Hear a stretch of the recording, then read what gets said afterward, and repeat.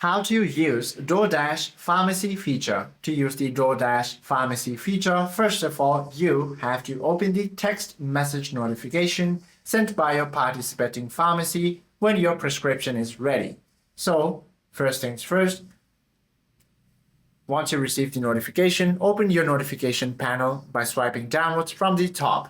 Now, you simply have to click on it and then proceed to verify your identity and order. To verify your account, type in your first and last name, phone number, and the billing address on file with the pharmacy.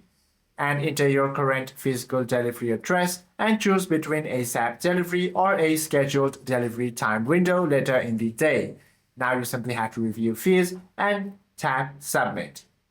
And then, lastly, you simply have to securely meet your dasher and receive your packages. Hope this video helps you out a lot. If you have any questions or queries, do comment down below.